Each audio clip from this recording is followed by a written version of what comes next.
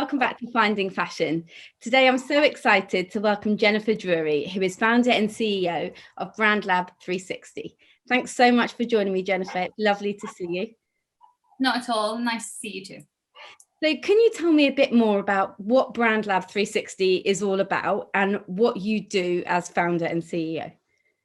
Yeah, definitely. So I'll give you a bit of a history of BrandLab and how we got to where we are now. So we started life a few years ago as basically like a wholesale platform, so a B2B wholesale platform, very much e-commerce based. So our aim was to allow brands to effectively work with buyers in the industry and kind of automate the very cumbersome, difficult processes that they currently have. So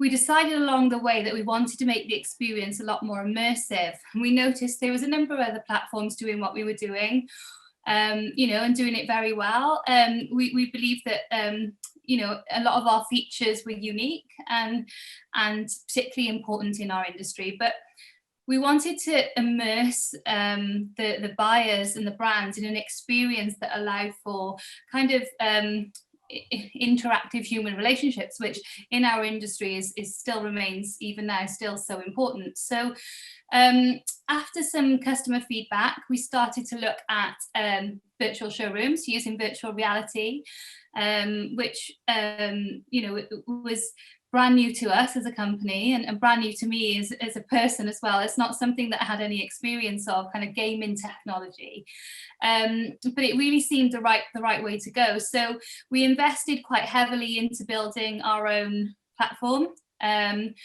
and then we spent a lot of time with focus groups, with brands, with buyers, even with consumers, to figure out the best way that we could move forward and make it a really kind of usable experience. So about 18 months ago, we launched our first virtual showroom, and it's kind of gone a little bit crazy ever since, really. I think we were one of the beneficiaries of COVID. Obviously, it's been very difficult for a lot of businesses. We were lucky, we were very fortunate to be in the position that we were in terms of having basically it being an advantageous situation for us.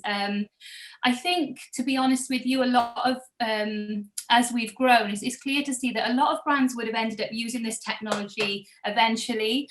I think it's just accelerated the process. So we're just probably a couple of years ahead of where we expected to be. It's grown significantly over the last 18 months or so. So it's really provided a solution, and it's allowed that personal experience in a world where, that hasn't really been that possible to a lot of people. So we're really excited about where we are. But as for my role, we've grown significantly, but we're still a relatively kind of small company. Being a digital company, we intend to kind of stay small in terms of numbers. We don't feel like we need hundreds of staff. So I think my role is varied. I still do a bit of everything. We're very kind of hands-on. Myself and my business partner Dan, who's my co-founder, we're very hands-on the business from every perspective. So I guess our biggest impact comes in the form of sales, really, because we still speak to a lot of the bigger companies and the enterprise clients and make sure that they're getting the service that they expect. And then obviously product development is one of our bigger areas. We've been involved in the business obviously from the very beginning, so we've got an insight that allows us to help the company grow from a product development perspective. So we're always talking to our customers. We're always ensuring that they are giving us examples of what they might want. So we're constantly challenging ourselves. We have a bit of a joke actually that says that we never say no to anything, which our tech team get a little bit mad about, but they eventually come round. And because it's proprietary technology and we've built that from scratch, it does allow us to be very agile in the way that we work. So we can often ask them to do things that might seem a little bit crazy, but it always comes together in the end to work out. So they're on board with absolutely anything now, which is exciting as a company. I mean, it's having used the platform myself, and over during the pandemic, I've been invited to kind of meetings with PRs where they have used BrandLab360 technology to showcase their collections. How do you kind of work with those clients that use your technologies to ensure that the kind of that almost real life experience in a virtual world is really respectful of their brand DNA? I think that's a really good question, because I think brand DNA is something that's impossible to replicate on an e-commerce site. And I think, or any kind of, even if you use in other platforms such as Zoom or Teams, I think it's just very difficult to create, to upload your branding into that situation. So it was really important to us to allow the customer complete autonomy over what their showroom looks like. We have a very kind of personal experience from our side with our delivery team, where we have a certain amount of time that is spent with each customer, just getting to know the brand and getting to know the story that they want to tell, which is obviously very important to every brand.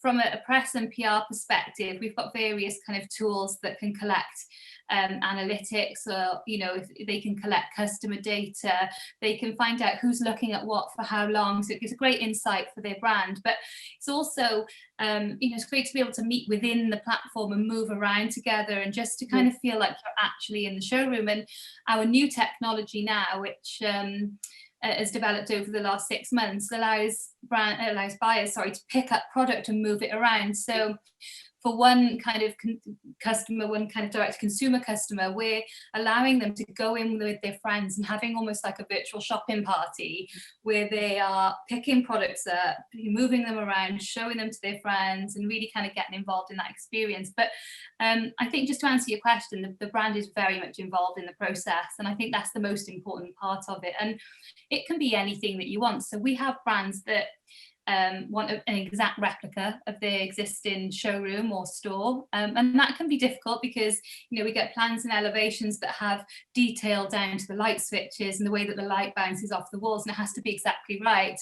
And then we have brands that want us to build weird and wonderful kind of experiences in space, or on beaches, or in the middle of the sea, on a yacht, or so I think it really is down to the brand to be able to kind of showcase themselves in any way that they want. And we do try and oblige any weird and wonderful requests that we get to do that. I think one of the things that I picked up on when I was being talked through a couple of times was actually that there is the capability to see products in 3D.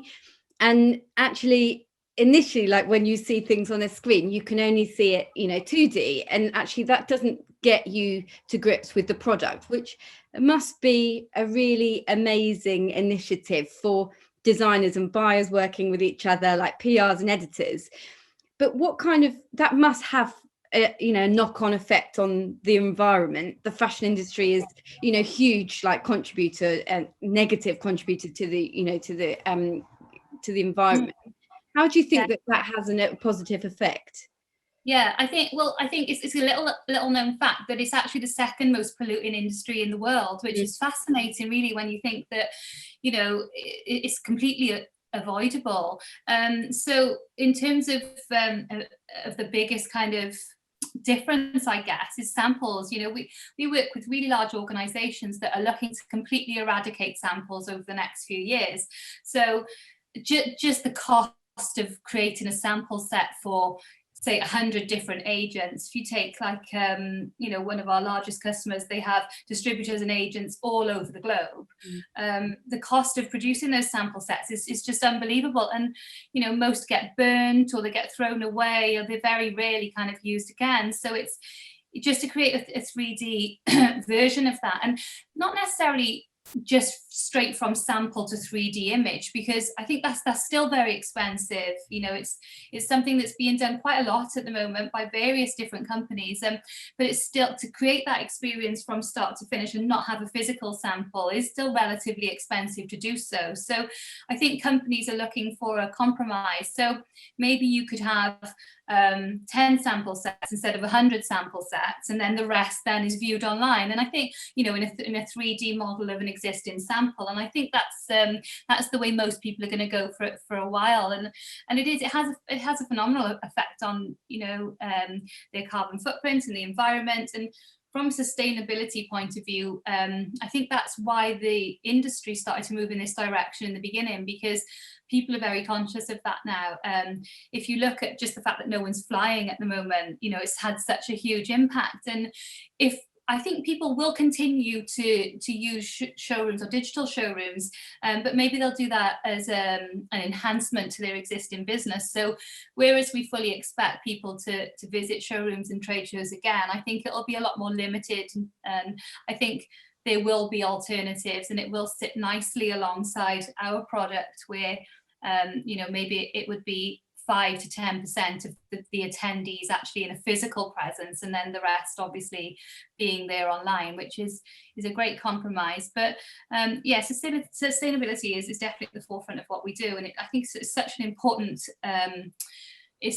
topic within our industry. So hopefully, if we can help with that, then that's really important to us too.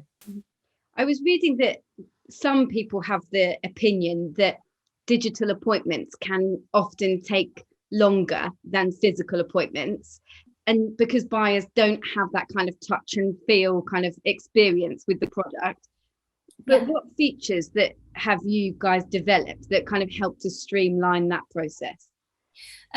Well, the showrooms can be viewed not only as a live appointment, but also kind of as a standalone link. So it doesn't actually have to be a live appointment. So from a brand time perspective, the sales representative doesn't necessarily have to be there for the buyer to just be browsing. So from a wholesale perspective, it's definitely, I think, if you look at the traveling that the buyer would usually do and fit into that, I think people do spend a little bit more time in the showroom. But I think that's a good thing, because from our industry, buyers are in and out in half an hour. And when you look at the spend, and the what they're buying and how that's working for them, I think it's really important that they have the time to be able to browse correctly. And with it being an offline link as well as a live link, they can do that prior to the appointment. So they can almost turn up at the appointment already knowing exactly what they want to look at and where they see that appointment going. And I think our assortment builder tech, which is the newest part of our technology, allows the buyer and the brand to manipulate the product and move it around the showroom.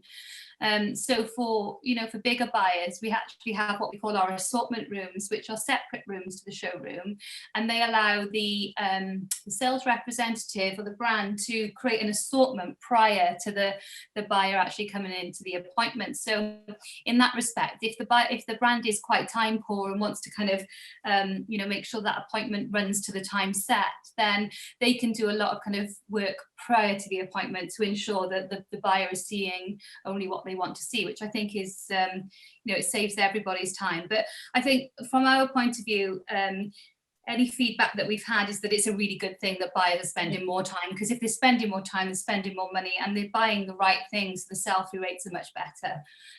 So it's all been quite positive feedback with that. When it comes to that kind of feedback from your users, how do you use that kind of feedback to feed forwards into the future initiatives that you develop? Well, everything we do is as a result of that feedback, to be honest with you. We are constantly developing the product. We're very fortunate to have an internal development team that work very hard. They are absolutely geniuses. So we can put ideas to them on a daily or weekly basis and request changes in our technology. We are constantly evolving to ensure that we use that feedback. We work with a large company in the States that licenses big brand products to sell accessories. And one of the things that was important to them is that they had a layout of one of their largest customers built. So when that customer arrives in the showroom, they actually have their own store that looks exactly like the setup in their existing store. So they're able to merchandise that and move product to see how it would look in a store. So that's an idea that came directly from one of our customers that we've now built as part of our technology. So we're constantly evolving, constantly kind of making sure that firstly, we're ahead of the game because that's really important to us. You know, we value our place in the industry and the respect that we have, you know, from our customers and potential customers. And that's been really great for us we are a small company from South Wales, or we started off as a small company.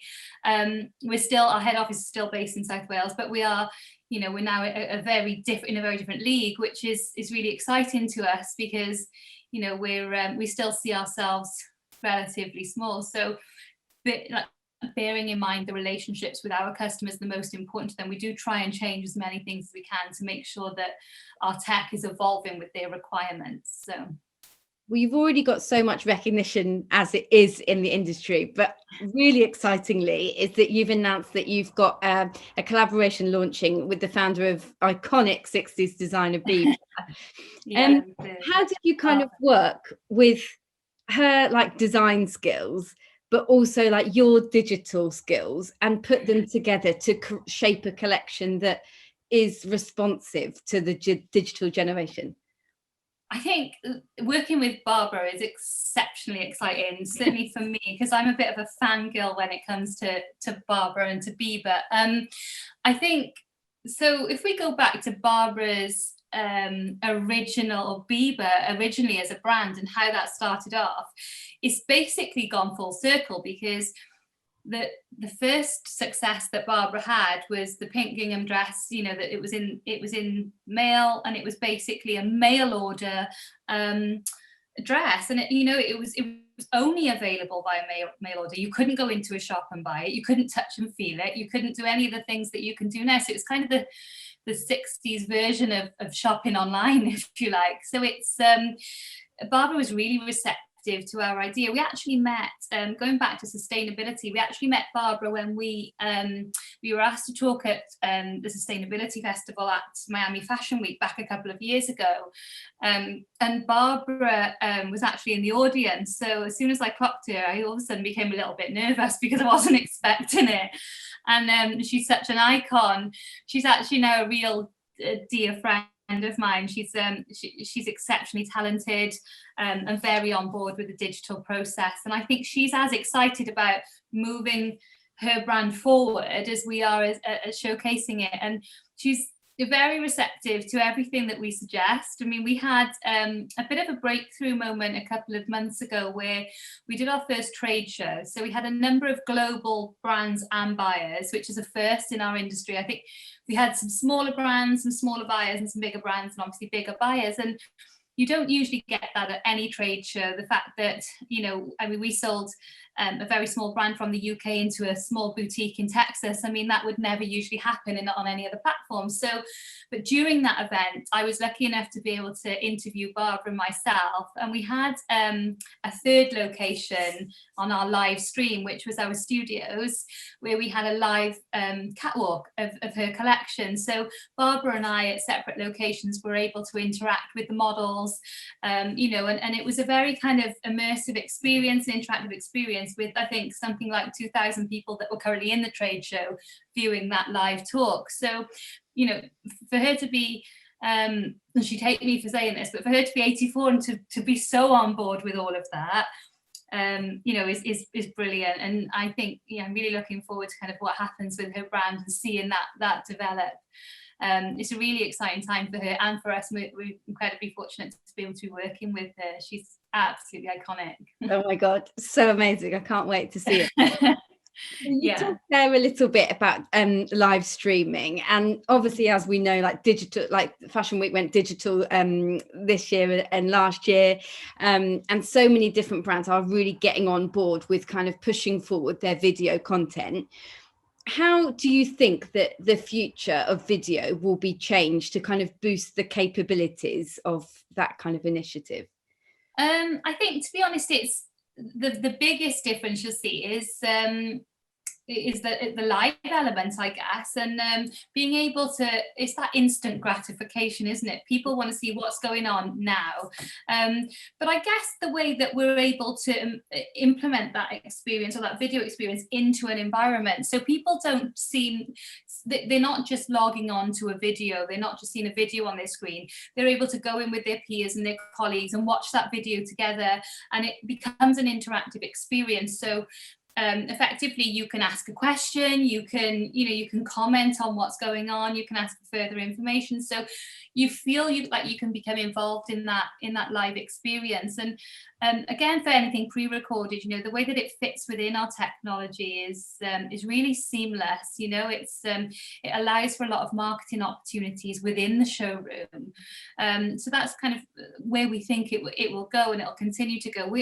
There is technology which is really exciting. It's still very expensive and quite time consuming, but there's something that my business partner is working on at the moment, and it's called a digital twin, and it's effectively where you're able to film an actual person. It's like a digital avatar, but a lifelike version of yourself. So you would spend a number of hours in front of a green screen being filmed, all of your mannerisms, and we would then use kind of AR technology to prompt answers and responses from that digital avatar, pre-recorded answers. So you would then find that avatar with room, which is quite, and founders, influencers. So it would almost be as if that person was live, standing in there talking to you. And then eventually in the future, I think it will become more commonplace, and then the buyers will have the same kind of technology, and you almost have like the hologram experience then, where you're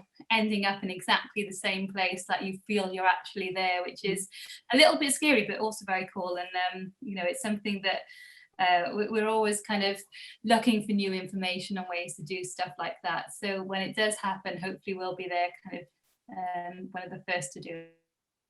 Well, there's so many really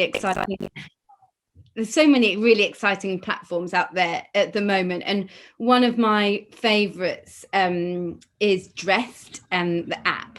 And I don't know if you've heard of it, but it's an amazing game that you use avatars to kind of design looks and design catwalk looks. Yeah. And there's this huge conversation around gamification at the moment, and an increasing amount of women are using games to kind of engage in that kind of digital world. The problematic thing is that digital world moves so fast. Like, how do you carry on innovating and shaping your platform to make sure that you're up to date? I think we're very lucky that we are still relatively a small agile company, and we can make these decisions on a daily basis. It's not something that we really have to have like a 6-month plan to go into. So it's it's good for us in terms of what we're able to make very fast decisions and watch how the market is moving and what's changing, and we can be try and keep ahead of the game. But I think it's interesting that you said that more women are using gamification, because if you say gamification, you see a very different thing. Don't you see kind of a very male orientated Call of Duty kind of and I think that kind of that can put some people off, I guess, when you use that term. And I mean, gamification is basically, it's just it just allows the product to feel more lifelike. And you can we talk about gamification, but that term can be applied to our assortment builder tech, where you can move, you can re-merchandise. So when we talk about gamification, it's not necessarily all fun, a lot of it is functional. There's a lot of fun involved as well. We've actually created a basketball court for one of our brands, and you can go in, you can actually play basketball. I'm useless at it. I've tried a couple of times, but I haven't got it in once. I think that's just me. But I think gamification is such a broad term, and it's it can be seen hopefully in a more positive light when we're using it in the fashion industry, and apps like Dressed, and there's lots of others that allow the consumer to kind of I think I remember watching Clueless back when I was really young, and I remember going through a closet and putting together outfits, and that kind of thing is still really, even to me now, a lot older. It's kind of, it's just exciting, isn't it, to be able to kind of digitally, I see that as the future. You have some kind of, you know, screen near your wardrobe and you're moving things along, you're seeing what goes together. And we've been able to create that from an online shopping experience, which I think people are really excited about. You know, and one of the things that again is really exciting is that from you know, from someone who can't be bothered to shop as well, you can go into one of our direct-to-consumer showrooms, and if the brand has chosen this tech, you can quickly put in what you're looking for. So I'm going on holiday, haven't got time to look, what do you suggest?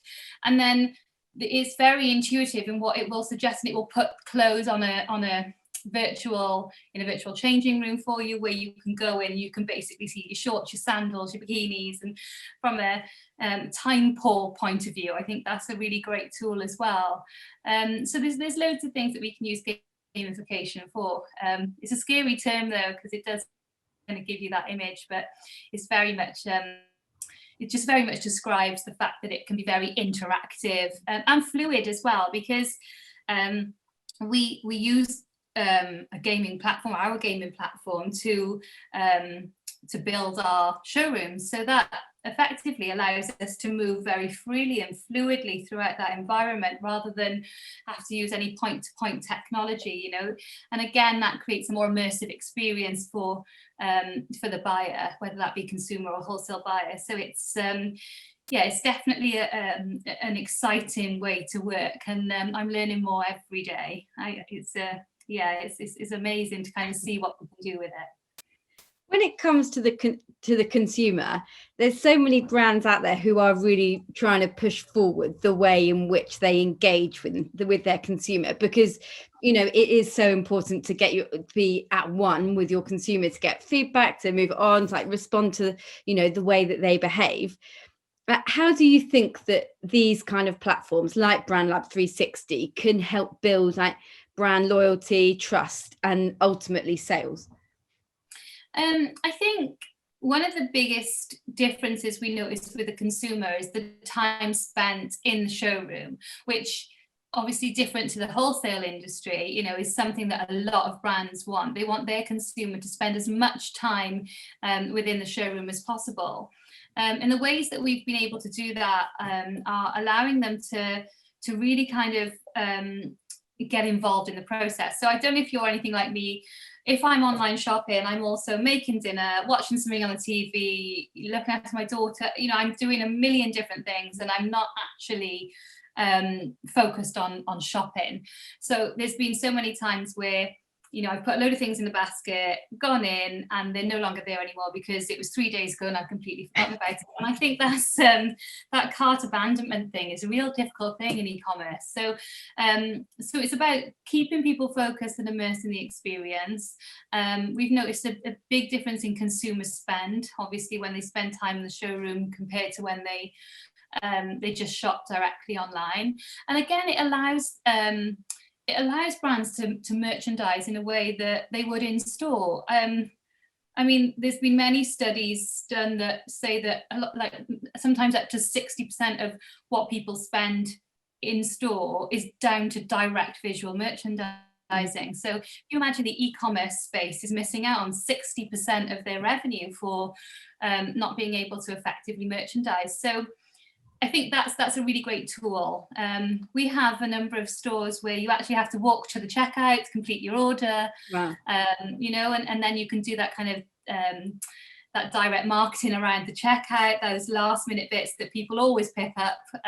You know, so it's and there's various other ways. Like you talk about gamification, but for one of our brands, we've been able to use kind of like you know, almost like drag and drop functionality, almost like a treasure hunt. So they're moving through the environment, and each stage, if they're picking up the correct products, then they're finding discounts and things and discount codes that they can then apply to use. And I just think that it's more exciting than shopping online. And you know, people will go out to stores. Undoubtedly, they will still continue to visit high streets and that's something that we hope for. But again, this is an alternative, to allow people. And then obviously being able to shop with your friends is something that's never been done before. So, I mean, our technology allows for, what you can see us doing here on Zoom. It would literally be panels of all your friends' faces. You're able to compare products, you're able to chat. So if you have that regular weekly catch up with your friends anyway online, then you just do it in one of the stores and you're able to kind of shop together. And I think that's really important, to keep people kind of there for as long as possible. And the consumers really tend to enjoy it for various reasons. It is more fun and interactive and easier, I think, because when you go into a store, it's almost like where you're going because of the way that it's set out, and it's that familiarity. So if you're looking for something in particular, or even if you're just browsing, what you're doing when you go into that store, so you're able to move around freely. So we look at replicating that experience and allowing them to to feel at home and to feel that brand presence, which is really important. So I want to ask a little bit more about you, because undoubtedly, so many of my students are going to be like hankering after your job. And I know that some of my students, for example, they are working on like very similar projects for their final major projects that, that you do now. So I'm sure they'll be knocking at your door. What is it like? So you studied at University of West England and you went on to work within brand development. How do you think that those positions have kind of helped you launch and kind of shape the work that you do at BrandLab360? I think, so I started my career in a very, very different space. My qualifications are very different. I actually worked in HR for a number of recruitment. I worked for local government funded charities, which I really enjoyed. When I had my daughter, I decided it would be a great idea, looking back with hindsight, it wasn't, to open. I always had an interest in fashion, and where I lived, small town in South Wales, there was nothing, absolutely nowhere you could go to find something that was a little bit unique or different. So I wanted to open a boutique, and it was a dream of mine for years. And then I finally got around to doing it after having my daughter, who's now 11. And it was an absolute disaster. It was lots of fun. It was very expensive, and I think it was definitely great experience for me. I had some great customers, and I learned a lot about the industry. And I effectively became a buyer, because when you own a store like that, and also a business owner, which was brand new to me, it was not something that I'd done before. I'd always worked for very large organizations. So I started to really understand the nuances of business and how that worked, and what, in terms of advertising, marketing, because when you own a small business, you have to do absolutely everything. So you have to have every role. So I was salesperson, cleaner, everything you could imagine.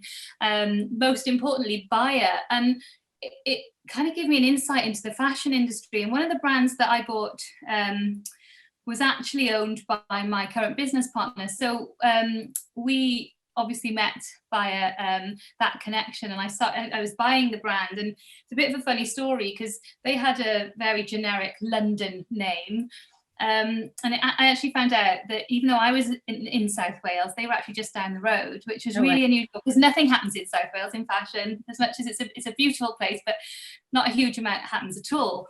So for us both to be there was unusual. And then as my daughter got a little bit older, I don't think the shop was viable anymore. So I actually went to work with for my current business partner, which he loves to tell people now. I used to work for him, and we so I became kind of like a sales director for that organization, and again learning more all of the time about the nuances of the buying process. And then so I had that kind of buyer head, and then my business partner Dan had the brand head, where he had all the issues regarding efficiencies around selling a brand and making a collection, and all of the other things that came along with that.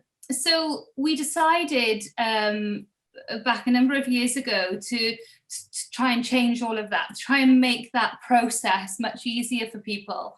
And I think we started out with a little bit of an idea, and it's grown to where we are now. And if, to be honest, we started out doing it for ourselves. So we were like, okay, how can we build some tech to make our lives easier? And how can we create efficiencies in our own business? And then that grew to, how can we use this tech to help other people? And it gradually kind of increased from there, and we are where we are now. So I don't think we expected to kind of own a tech company. That was never, if you'd have said to me 10 years ago that I would be CEO of a technology company, I would have just run away. But we've learned so much in the last few years, and it's very much about understanding the needs of the customer, which is the most important thing. So we've I've learned on the job, which is scary. But I had some really great experience and a lot of transferable skills in terms of, owning a small business. Like I said, you have to do absolutely everything. So you have all those little pockets of experience, and obviously then that just grows to a larger scale. But it's been quite a scary journey, but a really exciting one. So where I find myself now is a very different position to what I ever expected. But it's I feel very fortunate to have created or been part of creating such an incredible product, and the attention that we're now getting and the reputation that we've built is really important to us. And it's kind of we're growing, and we have a number of employees now, some that we haven't even met because we employed them during COVID, you can imagine. So that's crazy. But it feels very much like a family, and we're all very invested in the company. So I think my job is made a lot easier by the employees that work with us, and they're all exceptional. So I don't think that either of us would kind of be in the position we are now without the exceptional talent that we've been able to find, and mostly in South Wales as well, which again just goes to show that, I think we're fortunate in the fact that we have based ourselves there, and it allows us to have the very best of who's available. So and we certainly think that that's what we've got. So it's very much down to the team and their efforts, and we're all really proud of them. I'm proud of the way that we work together as a team to kind of create these experiences, and just to see everyone else grow as well has been just unbelievable for us, because we're talking with brands and organizations that we never would have dreamt of talking to 5 years ago. So and not just us as founders, but also our team, who are very much involved in the process and experts at what they do. So it's been an exciting process.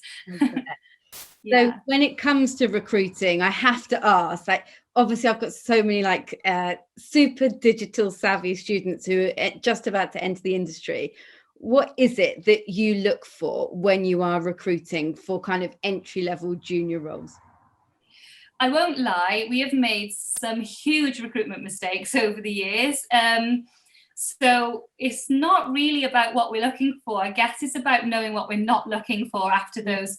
We had a number of years where we got it so wrong. And I think, to be honest, the majority of it is very much attitude and commitment. There's, I probably shouldn't say it, but I know that I could call on any one of my team at any time of the day or night to help with anything, and they would. And I think it's really, I guess it's how you view your career, really. And we're very much kind of not 9 to 5, and it's part of all of our lives in such a big way.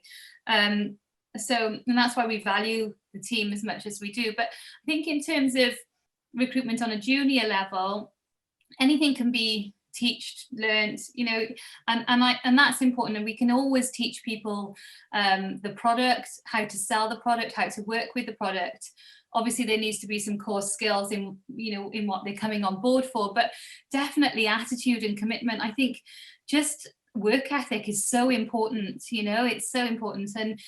And I love how our employees love their jobs. They really do. And even when it gets really tough, and and there's been some really tough times, like deadlines and things going wrong and everything that you can imagine. But work ethic and kind of pride in your work is so important to us. So that's, I think it's it's more important than any kind of skills or experience really to us. Completely agree. I think, you know, showing that you've got that work ethic and a desire to learn and hunger, I think as well, are just central to any kind of role, whether you're applying for a job in fashion or hospitality. You know, it's totally agree. everything. Yeah, and any ideas as well. I mean, confidence in putting ideas forward. Some of our best ideas have come from our most junior staff. You know, we're always open to new ideas, and I love how involved people get and how protective people are over BrandLab, the ones that work for us. I think it's a great environment to be in. So we'll make sure we pass on any kind of job ads that come up in the near future. Well, it is such an exciting time for you, and I really can't wait to see like the future of BrandLab360. And I really appreciate you joining me today and talking me through everything that is that you do. So onwards and upwards. And thank you so much for talking to me. Thank you. It's really lovely to speak to you today, and I'll speak to you soon. Take care. You will do. Bye.